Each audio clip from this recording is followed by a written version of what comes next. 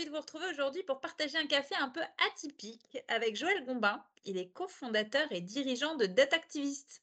Hello Joël, Salut Florence. ça va? Ouais, très bien, toi? Ouais, je suis hyper contente de partager ce café avec toi. Parce Bah, que moi vu aussi. la préparation qu'on a faite, ça va être aux petits oignons.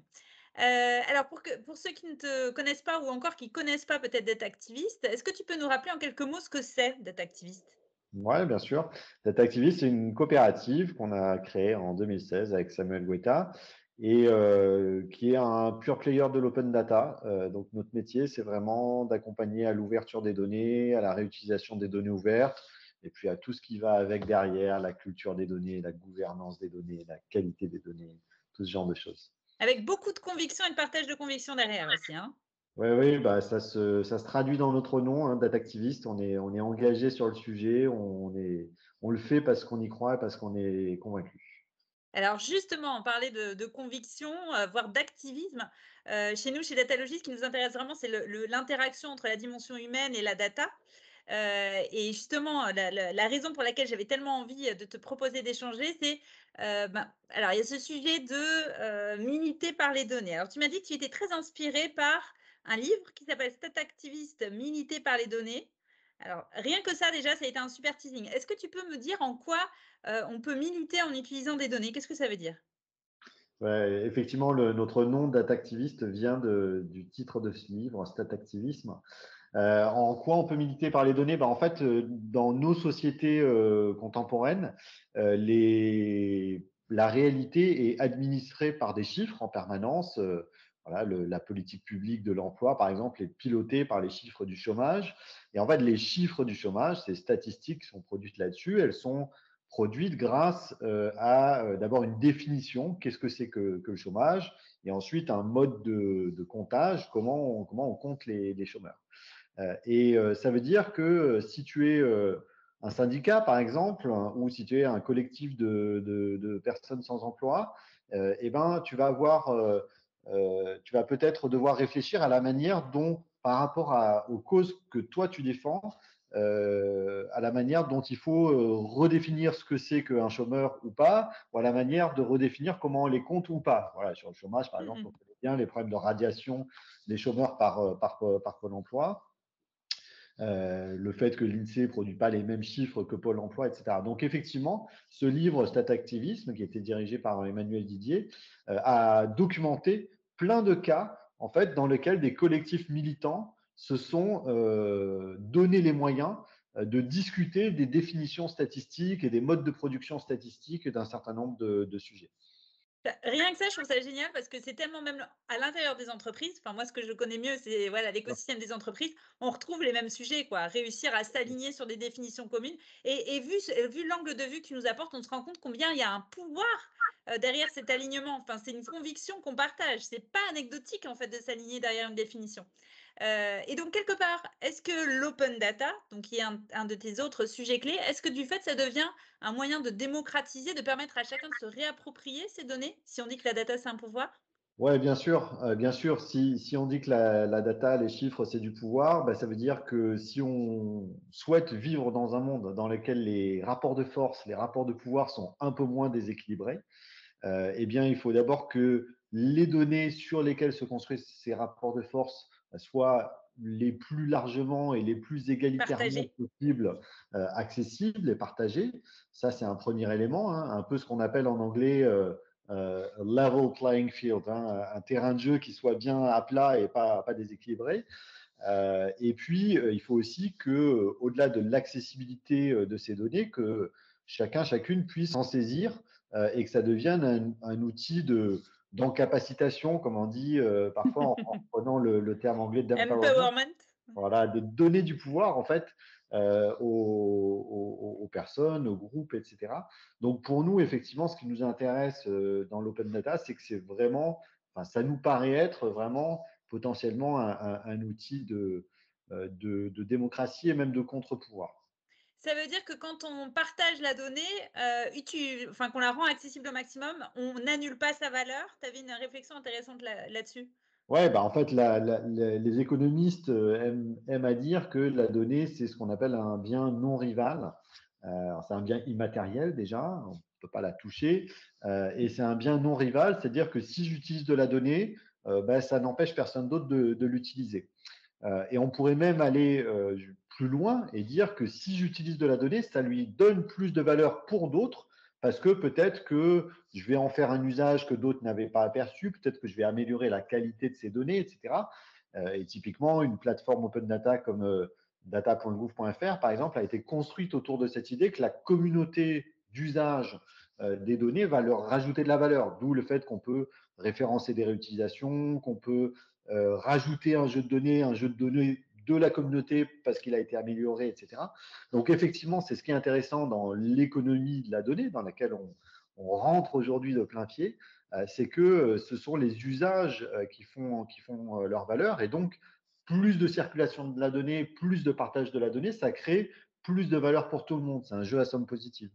J'adore et ça veut dire aussi, ce que je trouve intéressant aussi, c'est souvent on parle de la posture des consommateurs de données, vs, les producteurs et ben, on se rend compte que le consommateur quelque part, enfin, c'est pas consommateur au sens, autodestruction après de ce qu'on consomme quoi. C'est qu'on apporte, on devient soi-même producteur en étant consommateur. Ouais, c'est pour ça que moi je parle plutôt d'usage que de consommation de la donnée, parce qu'effectivement, la consommation étymologiquement, ça détruit. Passive quoi un peu. Voilà. Ouais, et puis la consommation, ça consume C'est vrai, littéralement. tu as Donc, raison, ça détruit. étymologiquement, la consommation, c'est ce qui détruit. Là, il n'y a pas de destruction, au contraire, il y a des usages. Et puis, on s'aperçoit aussi que souvent, ce n'est pas un marché aussi clairement binaire que ça, parce que dans le cas de l'open data, en tous les cas, souvent les premiers consommateurs ou les premiers pour le coup, utilisateurs des données ouvertes sont les producteurs eux-mêmes. Et à l'inverse, ceux qu'on va d'abord penser comme des utilisateurs vont souvent devenir eux-mêmes des coproducteurs de la donnée. Euh, Henri Verdier avait écrit avec Nicolas Collin un livre vraiment très intéressant dans lequel il parle du pouvoir de la multitude. Et en matière de données, on est vraiment dans cette logique-là, c'est que la multitude, c'est-à-dire nous toutes et tous, en fait, de manière Collective. collective et potentiellement différenciée, bah, on peut participer à créer des données. D'ailleurs, très souvent, on le fait à notre insu.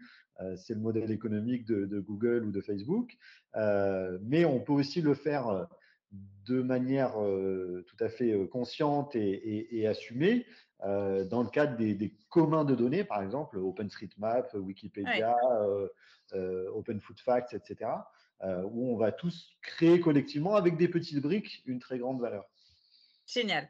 Alors, on revient, toujours à cette idée que si la data, c'est un pouvoir, comme tu disais tout à l'heure, démontrer finalement, comme tu dis, qu'on peut faire tout dire et n'importe quoi à la donnée, c'est aussi démontrer les risques et la vigilance qui va être nécessaire, dans laquelle il va falloir accompagner cette donnée.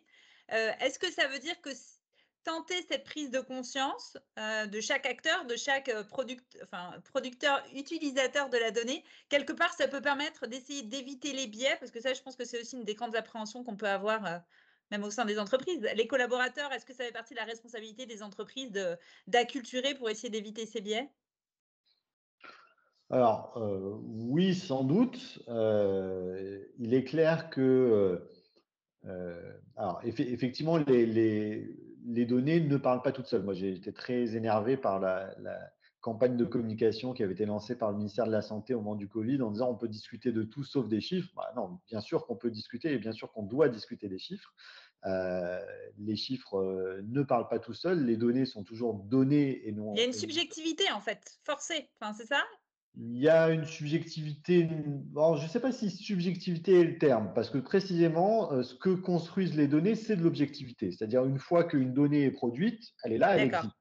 Mais ce qu'il faut comprendre, c'est qu'elle est produite dans certaines conditions, pour certains objectifs, par certains acteurs, etc. Donc, en ce sens-là, la donnée n'est pas le monde, elle est une représentation du monde, Une une forme de construction construction. du réel. Voilà, absolument. Et donc, elle participe à cette construction du réel. Néanmoins, une fois qu'elle a construit le réel, on peut se heurter à ce réel-là, hein. Le réel, il paraît que c'est quand on se fait mal, le réel, bah, des fois avec les données, on se fait mal. Donc, il faut arriver à trouver le bon positionnement entre se dire, bah, OK, les données ne sont pas le réel, elles ne parlent pas toutes seules, et en même temps, elles ne sont pas non plus complètement subjectives ou complètement sans effet et sans réalité. Et donc, je pense que la culture de la donnée, puisque c'est ta Mon dada, spécialité ma et ton marotte. enjeu, voilà, exactement. Bah, la culture de la donnée, c'est aussi justement savoir comprendre et prendre ce bon positionnement en se disant bah, c'est pas complètement n'importe quoi et c'est pas complètement parole d'évangile, quoi. On est un Ouais, peu ouais. entre les deux. Il y a des entre-deux, il y a des curseurs il y a une finesse dans le curseur à réussir à ressentir. Une prise de Exactement. conscience. Est-ce que qui dit prise de conscience dit responsabilisation? Est-ce que ça voudrait dire que, par exemple, dans les organisations, quand il y a des choix qui sont pris, sur l'usage, des données, est-ce que c'est de la responsabilité des organisations ou est-ce que finalement chaque acteur à son niveau, quelque part, a une responsabilité personnelle aussi? Alors, euh, première chose, nous, c'est souvent une objection qu'on a de la part des institutions, des administrations, etc., qui veulent pas, enfin, qui sont un peu réticentes à ouvrir leurs données. Ils nous disent, ah, mais si j'ouvre les données et que c'est pas parfaitement parfait, on va me tenir responsable pour les usages qui en sont faits. Et puis, vous savez, de toute façon, les gens, ils y comprennent rien à nos données. Il n'y a que nous qui les comprenons. Ça, Euh, ça Tu leur dis quoi? on l'entend souvent. Ben, moi, je leur dis à chacun sa responsabilité. Vous, votre responsabilité, c'est de produire ces données et de les publier parce que c'est marqué dans la loi. Les réutilisateurs qui construiront des récits, des interprétations, des usages de ces données-là, c'est leur responsabilité. Ils assument leur propre responsabilité. On ne peut pas vous tenir pour responsable de l'usage qui en est fait. Si vous construisez une route, vous n'êtes pas responsable de la manière dont les gens conduisent dessus.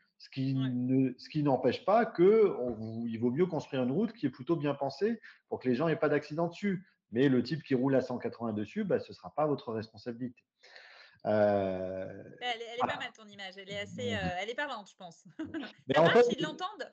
C'est une maturité, non, j'imagine, pour tous ces oui, acteurs oui, de oui, c'est une maturité, puis c'est aussi une expérience. Une fois que tu l'as fait, tu oui, c'est t'aperçois ça, en ça fait, va. le risque, c'est plutôt souvent qu'il ne se passe rien, qu'il n'y ait personne qui roule sur ta route, plutôt que les gens qui fassent n'importe quoi.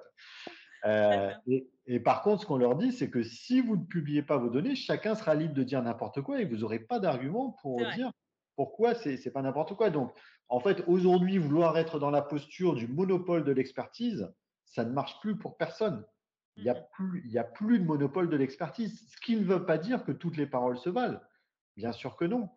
Mais aujourd'hui, personne ne peut dire je suis le seul qui a le droit de dire des choses sur tel sujet à partir de mes données et j'interdis aux autres de dire des choses dessus ou d'interpréter, etc. Et ce qu'on leur dit enfin, c'est que publiez vos données, ouvrez vos données et soyez aussi les premiers à les mettre en contexte, à les mettre en récit, à les expliciter parce que là-dessus, vous êtes légitime. Oui, vous avez une expertise métier sur vos sujets, donc c'est à vous de dire ben, voilà les données brutes et vous pouvez regarder, vous pouvez voir qu'on ne vous raconte pas n'importe quoi, mais aussi voici quel sens on peut leur donner de notre point de vue d'expert. Ce qui n'empêche pas qu'ensuite d'autres parties prenantes pourront aussi donner un avis ou une interprétation, une vision qui seront peut-être un peu différentes, mais c'est le jeu Ouais, démocratique. c'est le jeu Mammon Lucette, tout à fait, voilà, c'est on prend le risque, mais en fait, au final, on peut, quand même, largement s'en sortir, voire en profiter. Bien sûr. Alors, il y a cette dimension milité par les données, il y a le côté conviction personnelle vs le côté collectif. Je trouvais cette approche intéressante et je me demandais en quoi est-ce qu'elle peut être un moyen d'embarquer sur les sujets data dans les organisations? Faire de chacun finalement un peu des militants de la data et pas seulement des pions obéissants, mais vraiment des acteurs engagés, responsables, vigilants, voire potentiellement aussi des lanceurs d'alerte potentiels. Est-ce que tu penses que ça peut être un levier justement pour développer cette culture data dans les organisations? Oui, alors nous, ce dont on est persuadé chez Data Activist, c'est que un processus réussi d'acculturation à la donnée, enfin, il permet de donner du pouvoir à l'ensemble des collaborateurs ou l'ensemble des membres de l'organisation. Pas simplement au cadre dirigeant ou au management. Oui, Nous, c'est on un a, empowerment beaucoup plus, global, enfin à voilà. tous les à tous les coins. Voilà, et en fait, derrière ça, il y a à la fois une dimension politique et démocratique, je dirais. Nous, on est une coopérative, voilà, on est plutôt, plutôt dans cette perspective-là que d'être au pouvoir d'être au service, pardon, des hiérarchies. Mais il y a aussi une dimension presque utilitaire derrière ça, je dirais, qui est de dire vos données, dans la plupart des cas, elles sont produites par les gens en bas de l'échelle, en fait, par les gens sur le terrain, derrière les guichets, derrière les machines, etc. Et si vous voulez que les données que vous récoltez soient des données utilisables parce que de bonne qualité, vous avez intérêt à ce que toutes ces Tous les maillons personnes-là de la chaîne soient embarqués. comprennent l'intérêt, pourquoi ils récoltent ces données, qu'est-ce qui en est fait, quelles incidences ça a si les données ne sont pas bien renseignées, etc. Donc il y a aussi cette dimension-là. Après, on n'est pas naïf sur le sujet, donc on est aussi conscient que ça correspond à des cultures d'entreprise qui sont différentes, des notions managériales différentes, etc. Donc tout ça ensuite est à ajuster en fonction de l'organisation dans laquelle on est. Ce ne sera pas tout à fait pareil dans une coopérative comme chez nous, dans une organisation très verticale, selon la sociologie C'est un des miroir, en salariés de fait. l'organisation, etc. L'organisation de la data est quelque part un miroir aussi des convictions managériales Bien de sûr, l'entreprise, puisque bien c'est sûr. ça? Bien sûr, évidemment. Un exemple intéressant, c'est depuis le Covid, le développement du télétravail, de l'usage de la vidéoconférence, etc. Bon, bah, là, par exemple, on enregistre cet échange sur Teams. Teams Tu qui as est dit que tu développé. étais d'accord, hein? Ouais, je suis d'accord, je suis consentant.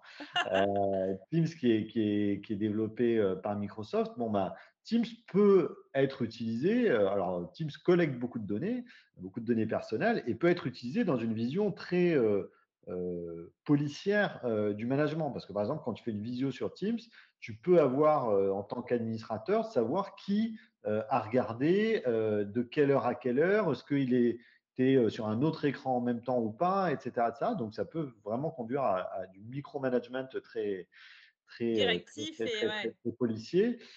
Et à l'inverse, bah, si tu es dans une culture de l'empowerment, eh ben, en fait, tu vas pouvoir en avoir des usages beaucoup plus, alors, soit de Teams, soit d'autres outils de visio. Peut-être que tu en choisiras d'autres, mais en tout cas, tu peux avoir des usages beaucoup plus verticaux et beaucoup plus horizontaux, et beaucoup plus au service de la transversalité, etc.